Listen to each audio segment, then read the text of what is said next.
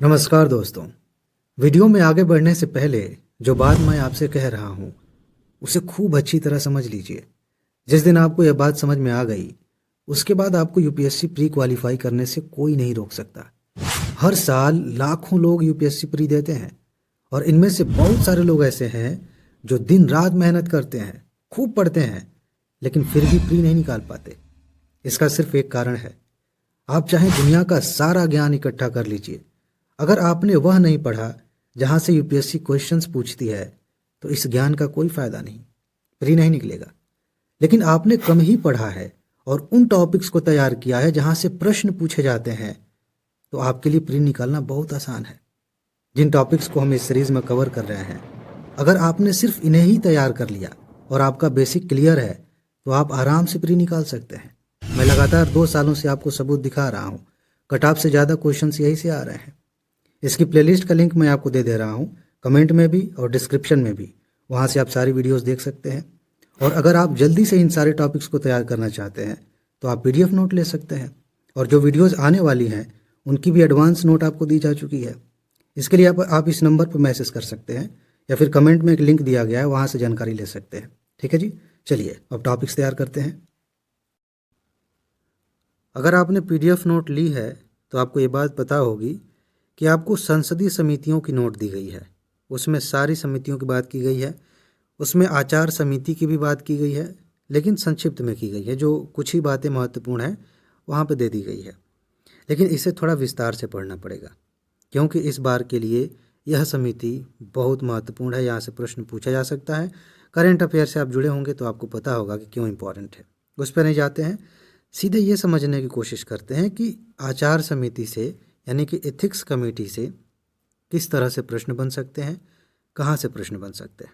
ठीक है, आपको एक चीज़ पहले बता दूं कि जो आचार समिति है बेसिकली ये सदस्यों के आचरणों पे जब सवाल उठते हैं और इसके पास मामला जाता है तो ये जांच करती है कि इस व्यक्ति ने गलत किया है कि नहीं, कहीं नियमों का उल्लंघन तो नहीं किया है। ठीक, दूसरी बात ये समझ लीजिए कि ये समिति अलग अलग सदनों में भी है। जैसे राज्यसभा सामने आपके लिखा हुआ है, राज्यसभा में एक आचार समिति है, एक लोकसभा में भी है, राज्यों में भी जो विधानसभाएं होती हैं वहाँ आचार समिति होती है। तो उनके बारे में थोड़ा थोड़ा देखेंगे, जो मेन बातें हैं उन पर फोकस करेंगे। तो सबसे पहले समझते हैं राज्यसभा की आचार समिति को। और इसमें समझने वाली बात यह है कि राज्यसभा की जो आचार समिति है, एथिक्स कमेटी है, वो स्थायी समिति है। 2 तरह की समितियाँ होती हैं। कुछ समितियाँ हैं, कमेटीज़ हैं जो अस्थायी हैं, 1 साल के लिए गठित की गई, काम खत्म, समिति खत्म। ठीक है, फिर दोबारा गठित की जाएगी। तो उस तरह से कुछ अस्थायी होती हैं। कुछ समितियां होती हैं वो स्थायी प्रकृति की होती हैं, वो लगातार बनी रहती हैं। मेंबर्स बदल सकते हैं ज़रूरत के अनुसार, लेकिन वो समिति कंटिन्यू रहेगी। ठीक है, तो ये अस्थायी समिति है। एक क्वेश्चन यहाँ से बन सकता है। इसके बाद यहाँ एक लाइन लिखी है, पढ़ देता हूँ। 1992 को दिल्ली में आयोजित पीठासीन अधिकारियों के सम्मेलन में संसद और विधानसभाओं में आचार समितियों के गठन का सुझाव दिया गया था। ये बैकग्राउंड की बात है, बस सुन लीजिए एक बार, जहाँ काम की बात होगी मैं बता दूंगा। इसके बाद पहली बार 4 मार्च 1997 को राज्यसभा में आचार समिति का गठन किया गया। ये इम्पॉर्टेंट बात है, ये ध्यान रखिए। 1997 में राज्यसभा में आचार समिति गठित कर दी गई, जबकि इसे 30 मई 1997 को अस्थायी समिति का दर्जा दिया गया। तो ये बात आपको पता होनी चाहिए। 1997 में इसका गठन किया गया, पहले गठन किया गया, बाद में स्थायी बना दिया गया। ठीक है, इसके बाद 1998 में अपनी पहली रिपोर्ट में समिति ने 14 सूत्रीय संहिता, एक कोड प्रस्तुत किया जिसमें संसद के प्रति सम्मान और विश्वसनीयता प्रदर्शित करने के लिए सदस्यों के आचरण का निर्धारण किया गया कि भाई आप सदस्य हैं तो आपको इन बातों का ध्यान रखना चाहिए, ऐसे अपना आचरण करना चाहिए। ठीक है, राज्यसभा की प्रक्रिया तथा कार्य संचालन को प्रभावी बनाने के लिए 2004 में आचार समिति के नियमों की रूपरेखा निर्धारित की गई। राज्यसभा की आचार समिति में 10 सदस्य होते हैं। अब ये लाइन आपको ध्यान रखनी है, याद कर लेना है।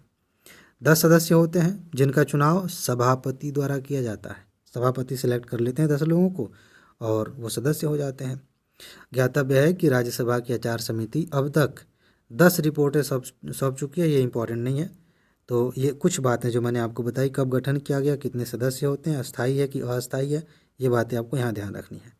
इसके कार्य क्या हैं, मैं सीधा सीधा बता देता हूँ एक लाइन में, जो कि अभी मैंने थोड़ी देर पहले आपको बताया कि ये आचरण की जांच करती है कि सदस्य ने किसी सदस्य पे आरोप लगा है तो उसने सही बात कही, या मतलब कहीं अपनी जगह गलत तो नहीं है। अगर गलत है तो फिर उसे उसी हिसाब से दंडित किया जाएगा, और अगर कोई दोष साबित नहीं होता है तो फिर वो व्यक्ति अपने जैसे पहले था वैसे ही अपना काम करता रहेगा।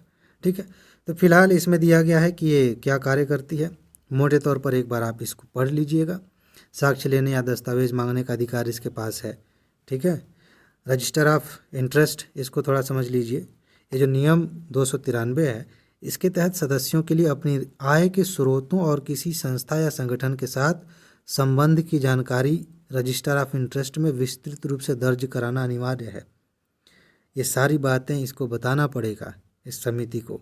ठीक है, इसमें कुछ इस प्रकार के हैं जैसे कि पारिश्रमिक निर्देशन, पारिश्रमिक की गतिविधि, शेयरधारिता, किसी कंपनी में शेयर होल्डर हैं तो ये भी बताइए, परामर्शदाता के रूप में या पेशेवर भागीदारी कहीं पे है, ये सारी बातें बतानी होती हैं, ये अधिकार है। शिकायत का प्रावधान, इसको आप पढ़ सकते हैं, बेसिक बात है। शिकायत की प्रक्रिया क्या होती है ये बताया गया है। मेन बात पे आते हैं, ये कुछ महत्वपूर्ण बातें हैं जिनको ध्यान में रखना है। दंडात्मक कार्रवाई कर सकती है समिति। ठीक है, समिति की जांच में किसी सदस्य द्वारा नैतिक दुर्व्यवहार या आचार संहिता का उल्लंघन पाए जाने पर नियम 297 के तहत दंडात्मक कार्रवाई का भी प्रावधान है, जिसके तहत निंदा, भर्त्सना व एक तय समय के लिए सदन से निलंबित करना शामिल है। समिति मामले की गंभीरता को देखते हुए एक साथ एक से अधिक दंड या किसी अन्य दंड का भी सुझाव दे सकती है, और वो सुझाव ऐसा भी हो सकता है कि इस सदस्य को सदन से हटा दिया जाए, सदस्यता के लायक नहीं है। अब आपको कमेंट करके बताना है, अगर आपको याद है तो, कि हाल फिलहाल में किस सदस्य को आचार समिति ने कहा था कि इनको हटा दीजिए और फिर क्या हुआ। ठीक है, ये ध्यान रखिएगा, इसी वजह से ये चर्चा में भी थी समिति। इसके अतिरिक्त नियम 298 से लेकर 303 तक समिति के अन्य अधिकारों और आचार समिति तथा राज्यसभा के संबंधों में विस्तृत जानकारी दी गई है, तो बेसिक बात है। विधानसभा में भी होती हैं, जैसा कि मैंने आपको पहले ही हिंट दिया था। देश के कुछ राज्यों की विधानसभाओं में भी आचार समितियों का गठन किया गया है। ये मैं इसलिए बता रहा हूँ क्योंकि यूपीएससी ऐसे कह सकती है कि आचार समिति का गठन सिर्फ लोकसभा और राज्यसभा में होता है, या फिर ऐसा पूछा जा सकता है कि लोकसभा और राज्यसभा के लिए आचार समिति एक ही होती है, कॉमन होती है, विधानसभाओं में आचार समितियां नहीं बनाई जाती। तो अगर आपने नहीं पढ़ा है, नहीं सुना है, तो गलती तो हो सकती है। ठीक है ना, तो ध्यान रखिएगा। बाकी एकदम सामान्य सी बात है। भारतीय राज्यों में सबसे पहले छत्तीसगढ़ ने यह समिति बनाई थी। बिहार राज्य की विधान परिषद में इसका गठन किया गया है। तो ये कुछ सामान्य सी बातें हैं, आप एक बार पढ़ लेंगे, काम चल जाएगा। लोकसभा की आचार समिति, ध्यान रखिए, इंपॉर्टेंट है। लोकसभा की आचार समिति तदर्थ समिति होती है, एडहॉक समिति होती है। समय समय पर इसे बनाया जाता है और ख़त्म किया जाता है। काम समाप्त, समिति समाप्त। यहीं पर ये बात ध्यान से समझ लीजिए। राज्यसभा की जो समिति होती है वो अस्थायी, इसी को लेकर यूपीएससी क्वेश्चन पूछेगी। अगर ये क्वेश्चन बना समिति पर, आचार समिति पर क्वेश्चन बना, तो निश्चित रूप से जो लाइन होगी, अगर 2-3 लाइनें हैं तो एक लाइन पक्का यही होगी कि ये आप जानते हैं कि नहीं कि कौन स्थायी है कौन अस्थायी है। यहाँ पर लोकसभा में वही समिति एडहॉक समिति है, तदर्थ समिति है, और यही आचार समिति राज्यसभा में स्थायी समिति है। ध्यान रखिएगा, पहली बार इसका गठन सन 2000 में हुआ था। ठीक है, इसमें 15 सदस्य होते हैं, इसको लेकर भी क्वेश्चन पूछा जा सकता है। राज्यसभा में कितने होते हैं?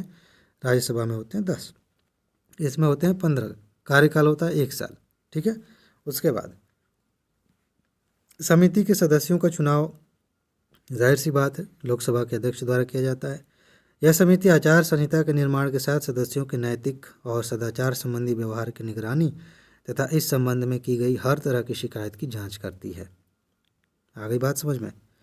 अब आगे बढ़ते हैं। लोकसभा में रजिस्टर ऑफ इंटरेस्ट की व्यवस्था नहीं होती है, ये लाइन भी आपको ध्यान रखनी है। अभी हमने बात की थी ना कि रजिस्टर क्या है, आय के स्रोत वगैरह बताना है आपको, मतलब जो व्यक्ति सदस्य है उसको।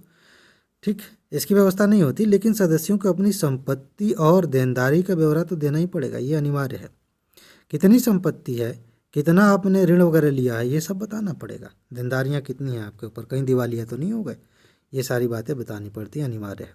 ओके, आचार समिति के दंडात्मक कार्रवाई के कुछ उदाहरण हैं, तो ये उदाहरण आप ऐसे ही देख लीजिएगा। बाकी यूपीएससी ऐसे क्वेश्चंस बनाती है कि अभी तक आचार समिति ने किसी को दंड नहीं दिया है, ऐसे क्वेश्चंस बनते हैं। ठीक है, तो ध्यान रखिएगा कि हाँ, बहुत सारे लोगों के खिलाफ जो है इस समिति ने अपनी सिफारिशें दी हैं। ओके, इसके बाद से नीलगिरी जैव विविधता में जैव विविध यहाँ पे कुछ और होना चाहिए था, बायोस्फीयर रिजर्व। तो वहाँ पे क्या हुआ है कि बाघों की मृत्यु हुई थी, इस वजह से चर्चा में आ गया था। तो अब इसमें क्या देखें, तमिलनाडु में बाघों की मृत्यु हुई, 10 बाघ जो है मर गए बेचारे। तो उसके बाद कौन कौन सी बातें आपको देखनी है, मृत्यु का क्या कारण था, आप वैसे भी गेस कर सकते हैं सामान्य तौर पर। फिलहाल यहाँ पर उच्च घनत्व था, और चीज़ें भूखमरी और संक्रमण की वजह से भी मरे। बाघों की संख्या के खतरों को लेकर जो है वो संरक्षणवादी कौन सी चिंताएं जाहिर करते हैं, वो कह रहे हैं कि अवैध शिकार कर रहे हैं, इसकी वजह से भी हो रहा है। ट्रैकिंग और सुरक्षा का अभाव है, बाघों की ट्रैकिंग अच्छे से नहीं हो रही है, सुरक्षा की व्यवस्था नहीं की गई है, इस वजह से ऐसा हो रहा है। मैंने सिर्फ इतना ही बताने के लिए टॉपिक नहीं लिया था, असली बात यहाँ है। नीलगिरी बायोस्फीयर रिजर्व पे पहले भी क्वेश्चंस आए हैं। अब यहाँ समझिए, नीलगिरी शब्द जिसका अर्थ है नीले पहाड़, यूपीएससी कभी नहीं पूछने वाली है, बस समझ लीजिए। तमिलनाडु में नीलगिरी पठार में नीले फूलों से आच्छादित पहाड़ों नील कुरुंजी फूल से लिया गया है। नील कुरुंजी पर क्वेश्चन पूछा गया है पहले, ठीक है। वहाँ पे एक खास तरह का फूल है, आप गूगल पे सर्च करिएगा, नील छोटे छोटे घास जैसे पौधे होते हैं इसके, बहुत खूबसूरत दिखता है, ठीक है। तो आप देख सकते हैं नील कुरुंजी। बाकी असली बात इधर है, यह रिजर्व 3 राज्यों में फैला हुआ है। पहली बात, तमिलनाडु, कर्नाटक और केरल, ये आपको याद होना चाहिए, एकदम फिंगर टिप्स पे होना चाहिए। यह यूनेस्को के मानव और जीवमंडल कार्यक्रम, मैब कार्यक्रम जो है, क्या बोलते हैं उसको, मैन एंड बायोस्फीयर ऐसे करके कुछ था, अभी ध्यान नहीं आ रहा है, ठीक है। उसके तहत भारत का पहला बायोस्फीयर रिजर्व है जो 1986 में स्थापित किया गया था। तो मेन बात यही है कि मैब कार्यक्रम के तहत ये 1986 में जो है, सॉरी 2 बातें हैं इसमें, हाँ वही बात है, मैं थोड़ा सा कंफ्यूज हो गया, कुछ और दिमाग में चल रहा था। 1 मिनट रुक जाइए, उसको क्लियर कर लें। चलिए, पढ़ाते समय पूरा कंसंट्रेशन बनाए रखना बड़ा ज़रूरी होता है। अगर हम कोई व्यक्ति सोचे कि पढ़ा भी रहे हैं और बैकग्राउंड में कुछ और सोच लें, तो ऐसा संभव नहीं है, गलतियां होंगी। सिंपल सी बात लिखी होगी, आदमी पढ़ेगा कुछ और, ठीक है। खैर, तो ये जो लाइन है, यूनेस्को के मानव और जीवमंडल कार्यक्रम, मैब कार्यक्रम, मैन एंड बायोस्फीयर कार्यक्रम के तहत भारत का पहला बायोस्फीयर रिजर्व है। आपको एक चीज़ याद करनी है, एक छोटा सा लिस्ट है, आपको दिया गया नोट में है कि कितने बायोस्फीयर रिजर्व हैं, याद कर लेना है। बाकी और भी नोट्स दी गई हैं, नेशनल पार्क, टाइगर रिजर्व, सब। तो वो उसके तहत 1986 में स्थापित किया गया, ये एक बात हो गई। यह आदियान, अरनादान, कादर, कुरिचियन, कुरुमन और कुरुम्बा जैसी कई आदिवासी समूहों का निवास स्थल है। तो ये आदिवासियां हैं। यूपीएससी ऐसे क्वेश्चंस पूछती है, ऐसे नाम दे दे, और 2 तरह के क्वेश्चंस हो सकते हैं कि ये क्या हैं। तो ये नीलगिरी क्षेत्र में रहने वाली आदिवासियां हैं, मतलब आदिवासी समूह है। और एक क्वेश्चन ऐसे बन सकता है कि ये आदिवासी समूह या आदिवासी लोग कहाँ रहते हैं। 2 तरह से प्रश्न बन सकता है, ये ध्यान रखिएगा। यह विश्व के अफ्रीकी उष्णकटिबंधीय और इंडो मलायन जैविक क्षेत्रों के संगम को चित्रित करता है, ठीक है। एक क्वेश्चन ऐसा भी बना था इसके संगम को लेकर कि मतलब नीलगिरी का जो बायोस्फीयर रिजर्व है उससे संबंधित था। यहाँ के जीव जंतु कौन से हैं, आप एक बार इनको पढ़ सकते हैं। नीलगिरी तहर, नीलगिरी लंगूर, स्प्लेंडर लोरिस, काला हिरण, बाघ, गौर, भारतीय हाथी, नेवला, ये सब जीव यहाँ पे पाए जाते हैं। कई क्वेश्चंस ऐसे यूपीएससी ने पूछे हैं कि जीवों के नाम दे दिया और पूछ लिया कि कहाँ पाए जाते हैं, लेकिन उसमें एक ट्रिक होती है। अगर आपने बेसिक पढ़ा है तो उसमें कोई एक जीव ऐसा होता है जो किसी खास जगह पे ही पाया जाता है, पूरे देश में नहीं पाया जाता, उसी को पकड़ना होता है, उसी के आधार पे आप गेस कर लेंगे। जैसे मैं आपको कहूँ कि डांसिंग डियर कहाँ पाई जाती है, लेकिन सिर्फ ऐसे ऐसे नहीं कह रहा हूँ, मैंने 4 ऐसे ही कुछ और जीव ले लिए और उसमें डांसिंग डियर मैंने दे दिया। उसके बाद से मैंने कुछ नेशनल पार्क गिना दिए और पूछ लिया बताइए किस में ये पाई जाती है। तो बाकी जीव कॉमन हो सकते हैं और जगहों पर भी पाए जा सकते हैं, आपको उसे पकड़ना है। जैसे इस मामले में डांसिंग डियर जो है आपको मेन दिखनी चाहिए, फिर आप आसानी से पकड़ लेंगे कि कहाँ पाई जाती है। अब मैं आंसर नहीं बता रहा हूँ, अब जाइए कमेंट में देखिए किसी और ने आंसर बताया कि नहीं बताया तो ये आपकी जिम्मेदारी है, दूसरों को बता दीजिए। मीठे जल की मछलियाँ पाई जाती हैं यहाँ पे, तो इन्हें भी आप देख सकते हैं। नीलगिरी में संरक्षित क्षेत्र कौन कौन से हैं, इसको लेकर क्वेश्चन यूपीएससी ने पूछा है, तो एक बार बस देख लीजिए और उसके बाद से नोट ले लिया है तो याद कर लीजिए। मधुमलाई वन्यजीव अभ्यारण्य, वायनाड वन्यजीव अभ्यारण्य, Bandipur National Park, Nagarhole National Park, Mukurthi National Park, Silent Valley इस रिजर्व में मौजूद है। यानी कि मोटे तौर पर नीलगिरी बायोस्फीयर रिजर्व मान लीजिए इतना है, तो इसी में ये क्षेत्र शामिल है, ये सारे के सारे इसी के तहत आते हैं, ये कहने का मतलब है। अब चलते हैं आगे। पशुधन से मीथेन उत्सर्जन। हाल ही में खाद्य और कृषि संगठन food and agricultural organisation FAO ने पशुधन और चावल प्रणालियों में मीथेन उत्सर्जन इस शीर्षक से एक रिपोर्ट जारी की है। और रिपोर्ट में कौन सी बातें हैं उनको थोड़ा सा समझ लेते हैं यहाँ से। जुगाली करने वाले पशुधन और खाद्य प्रबंधन का वैश्विक स्तर पर मानव जनित मीथेन उत्सर्जन में लगभग 32% का योगदान है। ये बात ध्यान रखिएगा। मीथेन एक ग्रीन हाउस गैस है, इसकी वजह से ग्लोबल वार्मिंग बढ़ती है, ध्यान रखिएगा। चावल के खेतों से अतिरिक्त, ठीक है, अलग से 8% मीथेन निकलता है। ऐसे भी प्रश्न बनाए गए हैं कि मीथेन उत्सर्जन के स्रोत कौन कौन से हैं, उसमें चावल के खेत का भी ऑप्शन था। कृषि खाद्य प्रणालियों के अतिरिक्त मीथेन उत्सर्जन मानव उत्सर्जन उत्पन्न करने वाली अन्य मानवीय गतिविधियों में लैंडफिल, तेल और प्राकृतिक गैस प्रणालियाँ, कोयला खदानें, ये सब भी शामिल हैं। ये ऐसे ही क्वेश्चंस बनते हैं कि ये ऑप्शन में दे दिया जाएगा और पूछा जाएगा कि कौन कौन से स्रोत हैं जहाँ से मीथेन का उत्सर्जन होता है, आपको खोजना है, बताना है। ओके, आगे बढ़ते हैं। इसमें एक चीज़ नोट करने वाली है, जुगाली करने वाले पशु रुमिनटेनिया नहीं है जी, रुमिनेंटिया रुमिनेंटिया उपवर्ग के स्तनधारी जीव हैं। इनमें ये बहुत इंपॉर्टेंट लाइन है, इसको ध्यान रखिएगा। क्वेश्चन पूछा जा सकता है कि जुगाली निम्नलिखित में से कौन कौन से जीव जुगाली करते हैं। सोचिए, आप कहेंगे कि यूपीएससी पता नहीं कहाँ से पूछ लेती है, धरती आसमान सब कुछ पढ़ना है। बात वही है, मामला कहाँ से शुरू हुआ था कि जीवों से मीथेन उत्सर्जन होता है। और ये कोई नई बात नहीं है, बहुत बड़े स्तर पर, वैश्विक स्तर पर चर्चा होती है। ऐसा नहीं है कि चुपके काम चल रहा है कि हाँ जी पशुओं से तो मीथेन निकल रहा है, एक बड़ी समस्या है। ठीक है, जो लोग मांसाहार के खिलाफ बोलते हैं उनका एक तर्क ये भी होता है कि भाई तुम पशु पाल रहे हो, उनसे बहुत अधिक मीथेन भी निकल रहा है, ग्लोबल वार्मिंग में तुम्हारे मांसाहार की आदत भी जिम्मेदार है।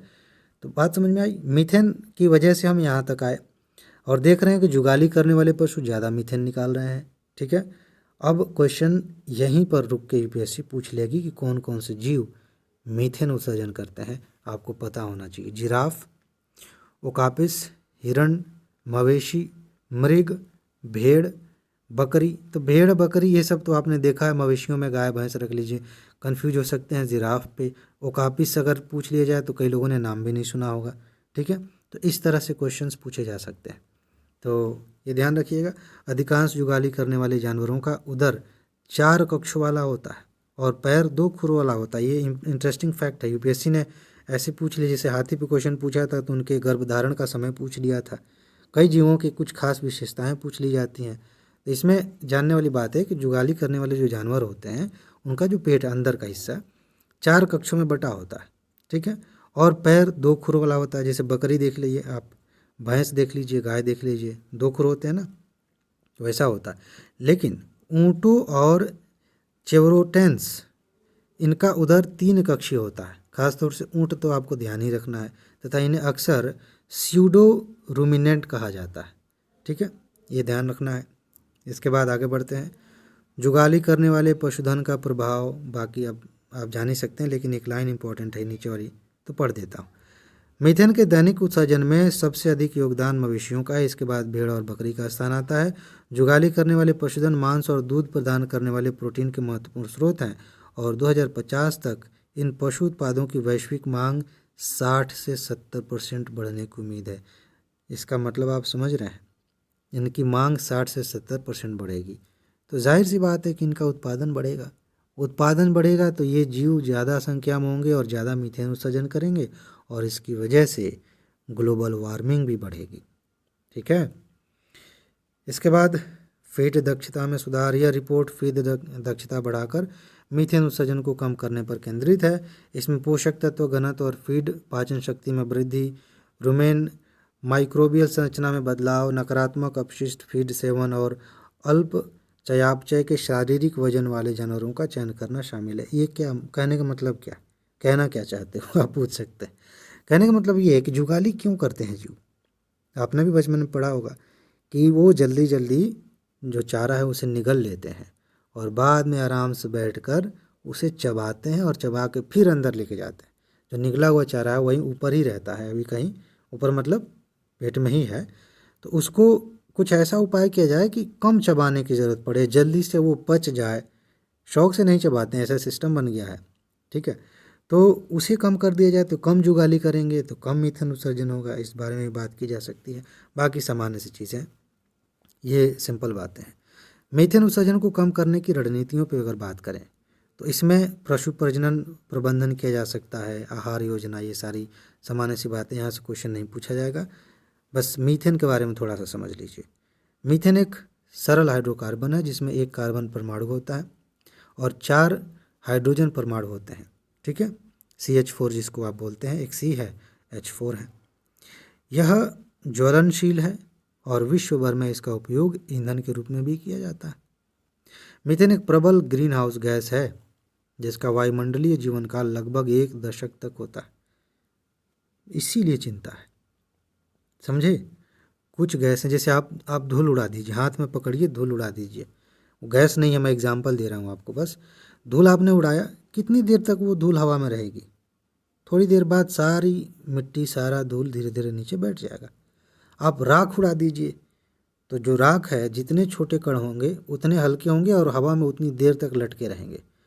ऐसे कुछ गैसें होती हैं, जैसे कार्बन है जो कालिख वाला, जैसे दिया आपने जलाया वहाँ से कालिख ज़्यादा निकल रही है, वो कालिख के रूप में कार्बन की गैस के साथ वो सब जो भी मटेरियल ऊपर जा रहा है वो थोड़ी और देर तक ऊपर रहेगा, हवा में फिर आ जाएगा। ये जो मीथेन मिल रहा है, हवा में गया है तो उसका जीवन काल 1 दशक तक, यानी कि 1 दशक तक वो हवा में रहेगा। नेचुरली अगर उसे नीचे आना हो 10 साल से ज़्यादा समय लग सकते हैं। ठीक है। और यह जलवायु को सैकड़ों वर्षों तक प्रभावित करती है। ये बात ध्यान रखिए, इसलिए ज़्यादा चिंता की बात है। वायुमंडल में अपने अस्तित्व के प्रारंभिक 20 वर्षों में, वायुमंडल में अपने अस्तित्व के प्रारंभिक 20 वर्षों में मीथेन का वार्मिंग प्रभाव कार्बन डाइऑक्साइड की तुलना में 80 गुना ज़्यादा है। ये भी क्वेश्चन पूछा जा सकता है। जब मैं कहता हूँ ये भी पूछा जा सकता है तो इसका मतलब ये नहीं कि अलग से ही पूछा जाएगा, मिक्स करके पूछा जा सकता है। मीथेन के सामान्य स्रोत तेल और प्राकृतिक गैस प्रणालियाँ हैं, कृषि गतिविधियाँ, कोयला खनन, ये सब अपशिष्ट वगैरह हैं। ओके। मीथेन उत्सर्जन से निपटने के लिए कुछ पहले की गई हैं। भारत के स्तर पर देखेंगे तो एक हरित धारा नाम से एक पहल की शुरुआत की गई है। एंटी मिथेनोजेनिक फीड सप्लीमेंट है। ठीक है। इसको विकसित किया गया है जो मवेशी खाएंगे और कम मीथेन का उत्सर्जन करेंगे। सतत कृषि पर राष्ट्रीय मिशन है, उसमें भी इसकी बात की गई है। जलवायु अनुकूल कृषि में राष्ट्रीय नवाचार ये योजना है, इसके तहत भी इसकी बात की गई है। ठीक है। फसल विविधीकरण कार्यक्रम चलाया गया, उससे भी फ़ायदा होगा क्योंकि ज़्यादा धान के खेत आप देखेंगे, वहीं से मतलब धान के खेत से ज़्यादा मीथेन निकलता है। तो और भी तरह की फसलें हैं उनको भी उगाया जा सकता है, उससे भी मीथेन कम निकलेगा। ठीक है। अब बताइए, आपको याद है कि नहीं कि अलग से उसमें एक डाटा था, अलग से कितने % चावल की खेती से मीथेन निकलता है? 8% मेरे ख्याल से। ठीक है। भारत स्टेज 6 मापदंड लाए गए हैं हमारे देश में, इसके बारे में आपने पढ़ा, UPSC ने पूछा भी है।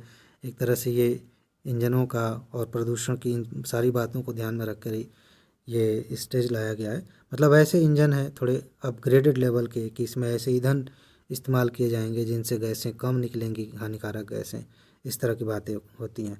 स्टेज 6 यूरो के नाम से कुछ स्टैंडर्ड बनाए गए हैं दुनिया में, उन्हें ध्यान रखना होता है। वैश्विक स्तर पे आप देखेंगे तो मीथेन चेतावनी और प्रतिक्रिया प्रणाली बनाई गई है। बस इसका नाम ध्यान रखिए, बाकी पढ़ने की ज़रूरत नहीं है, मतलब एक बार पढ़ लीजिएगा। वैश्विक मीथेन प्रतिज्ञा एक है 2021 में ग्लासगो जलवायु सम्मेलन, इसमें क्या कहा गया, 2030 तक मीथेन उत्सर्जन को 2020 के स्तर से 30% तक कम करने के लिए लगभग 100 राष्ट्र इन्होंने स्वैच्छिक प्रतिज्ञा ली, ये सब दिखावटी कसम खा लेते हैं मिलके, करना कुछ है नहीं, जिसे ग्लोबल मीथेन प्रतिज्ञा के रूप में जाना जाता है। लेकिन यूपीएससी जरूर पूछ लेती है 2030 तक 30% कम करना है 2020 के लेवल से। कहने का मतलब ये है कि 2020 में अगर 100 किलो मीथेन, मतलब एग्जाम्पल मान लीजिए 100 किलो मीथेन उत्सर्जित हुआ, तो 2030 में उसका 30% कम कर देंगे, यानी कि सिर्फ 70, उसकी तुलना में 70 किलो ही मीथेन निकलेगा। इस तरह से आप समझ सकते हैं। भारत वैश्विक मीथेन प्रतिज्ञा का हिस्सा नहीं है। भारत ने कहा कि हम तो वैसे भी नहीं करने वाले हैं तो प्रतिज्ञा में नहीं लेंगे। खैर, मजाक की बात है, लेकिन भारत इसमें शामिल नहीं है। वैश्विक मीथेन पहल है, आप जान सकते हैं वैसे ही क्यों है। अब हम आते हैं अगले टॉपिक पर। हिमनद झील के फटने से सिक्किम में बाढ़ आई थी। अब हिमनद झील क्या होती है मैं आपको बता देता हूँ। मान लेते हैं कि ये पहाड़ है, ठीक है, ऐसे यहाँ पर जमी है बर्फ़। अब क्या है कि बर्फ़ पिघली, ग्लोबल वार्मिंग हो रही है। यहाँ पे थोड़ा गड्ढा जैसा था, यहाँ भी बर्फ़ जमा हुआ था, तो ये बर्फ़ पहले पिघल के पानी हो गया, यहाँ से भी बर्फ़ पिघल के इसमें आ रहा है, और यहाँ छोटी सी दीवार जैसी जो संरचना थी वो टूट गई।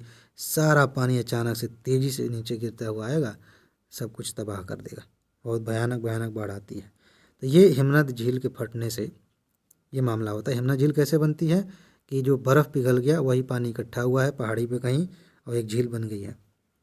तो ये मामला आया सिक्किम में। इसके पहले भी कई सारी घटनाएं देखी जा चुकी हैं। तो इसमें क्या देखना है वो थोड़ा समझ लेते हैं। बाढ़ के कारण सिक्किम में चुंगथांग हाइड्रो बांध, जो तीस्ता नदी पर बनाया गया, ये टूट गया, और इसी से चीज़ें और प्रभावित हुई। तो पूछा जा सकता है तीस्ता नदी पे बांध बनाया गया, इसको लेकर फैक्ट पूछा जा सकता है। इसके बाद ग्लेशियर झील विस्फोट बाढ़, ये क्या होता है मैंने तुरंत आपको बता दिया है कम शब्दों में।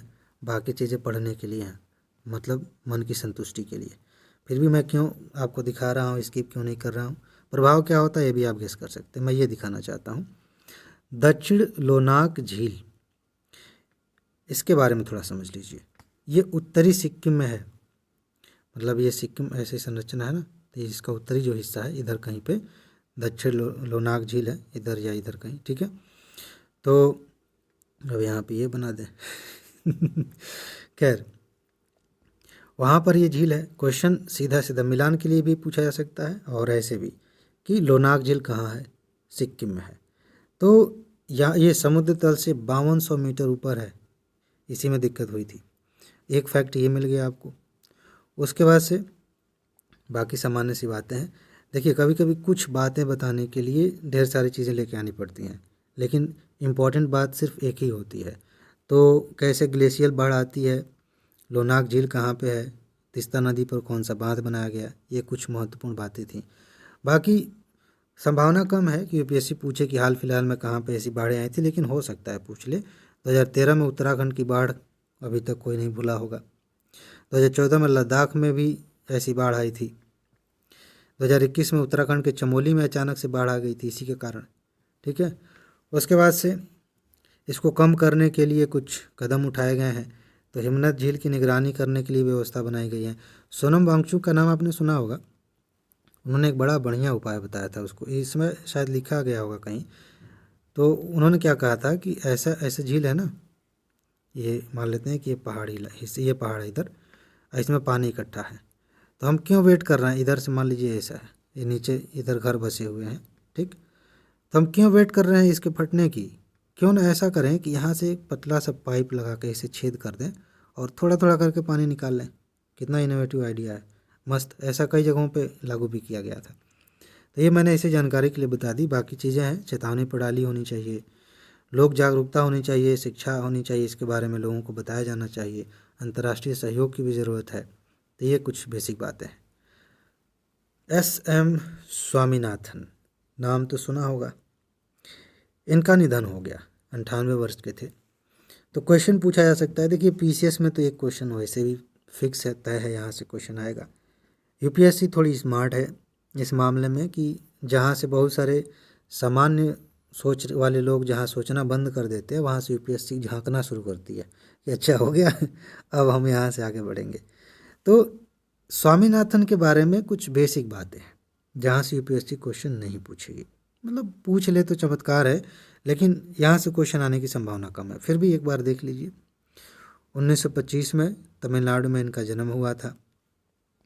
बाकी गांधी जी की मान्यताओं से प्रभावित थे, स्वतंत्रता संग्राम से प्रभावित थे। भाई पूरा देश उस समय जितने भी लोग थे देश में, ज़्यादातर लोग, मैक्सिमम लोग तो उस समय आज़ादी के एकदम उसी भाव में थे, तो इन पे भी असर रहा है। बाकी एक सामान्य सी स्टोरी है इनके बारे में, करियर के बारे में कुछ बातें हैं। ये मैं इसलिए दे रहा हूँ आपको ना, ताकि आप इसको पीसीएस के नज़रिए से भी देख लें। बाकी एक चीज़ यहाँ है इम्पोर्टेंट, भारतीय कृषि अनुसंधान परिषद के महानिदेशक के रूप में इन्होंने कार्य किया था, ठीक है।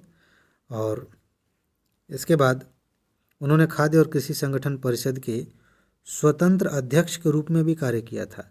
ये अंतर्राष्ट्रीय स्तर पर काम करने वाली संस्था है, तो उसके एक बार अध्यक्ष भी रहे, तथा अंतर्राष्ट्रीय संरक्षण और कृषि संगठनों के नेतृत्वकारी भूमिकाएं भी इन्होंने निभाई हैं उन संगठनों में। योगदान की बात करें, हमारा असली टॉपिक यही है। हरित क्रांति में उनकी बहुत बड़ी भूमिका थी। उन्हें हरित क्रांति में उनकी महत्वपूर्ण भूमिका के लिए व्यापक रूप से पहचाना गया, जो भारतीय कृषि में एक परिवर्तनकारी चरण था।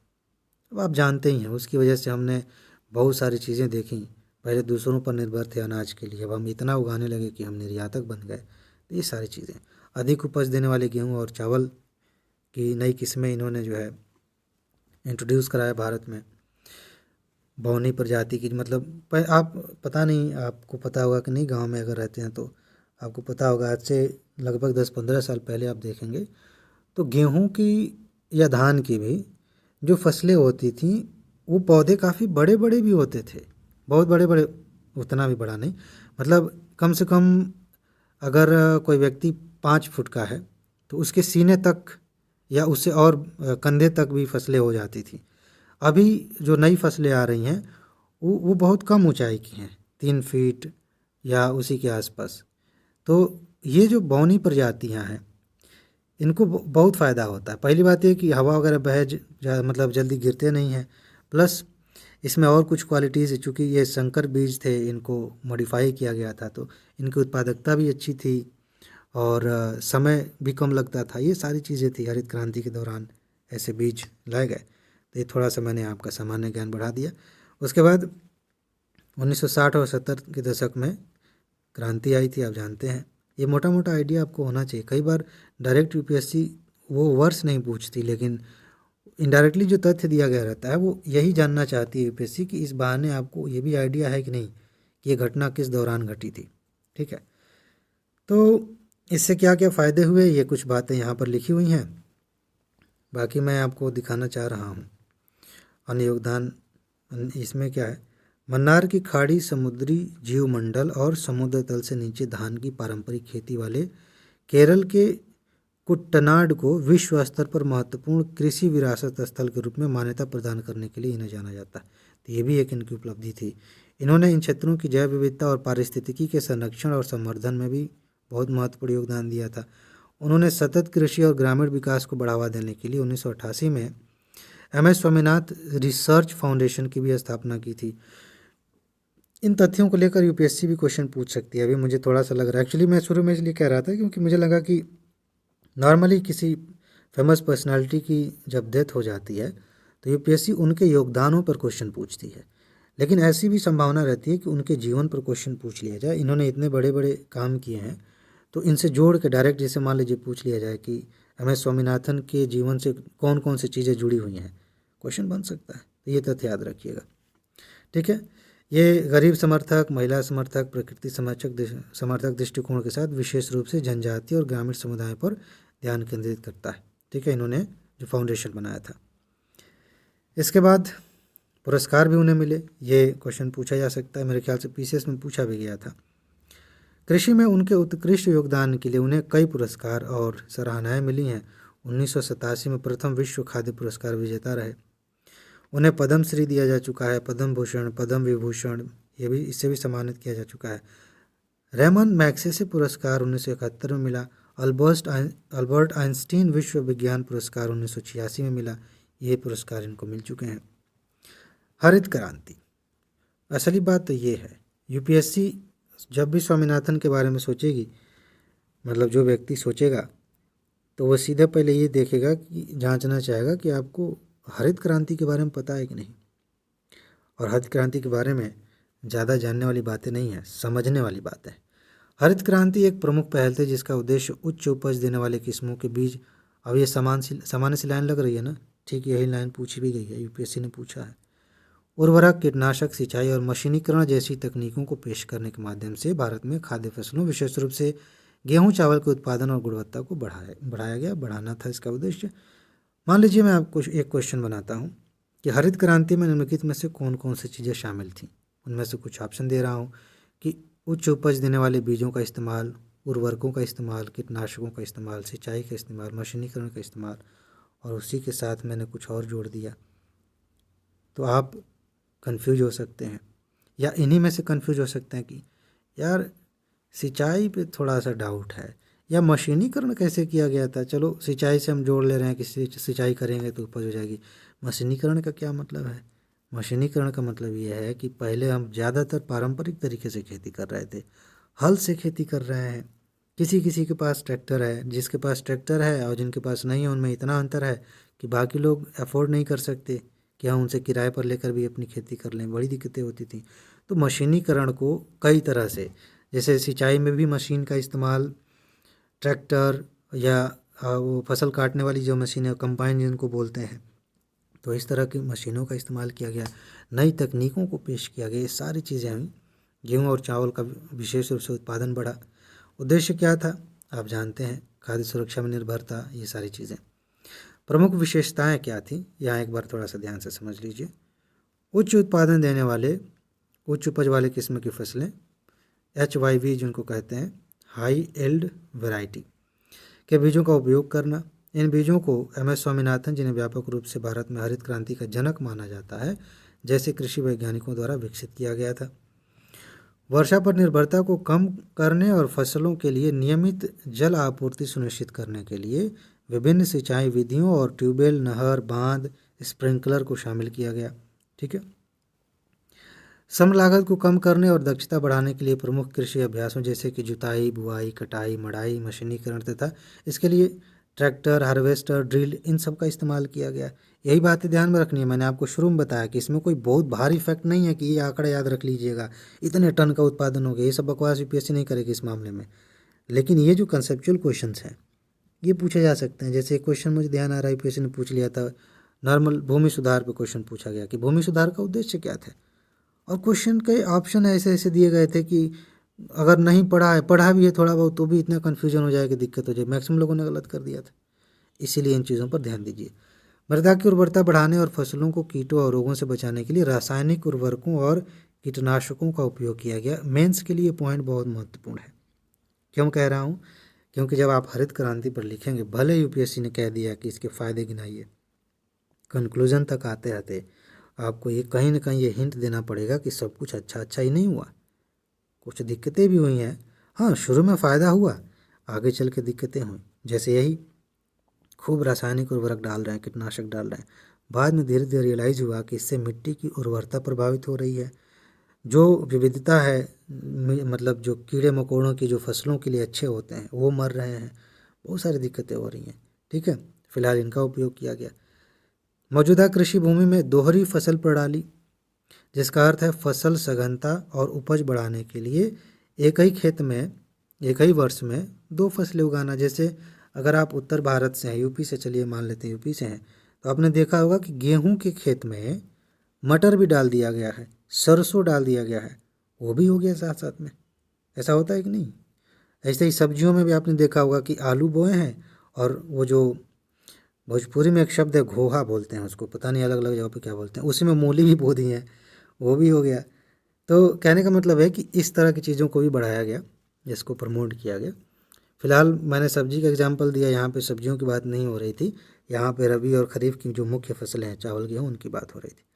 सिंचाई और HYV बीजों का उपयोग करते हुए अधिकाधिक भूमि खेती के अंतर्गत लाकर विशेष रूप से अर्ध शुष्क और शुष्क क्षेत्रों में कृषि का विस्तार करना भी इसका मकसद था। क्या प्रभाव हुआ आप गेस कर सकते हैं।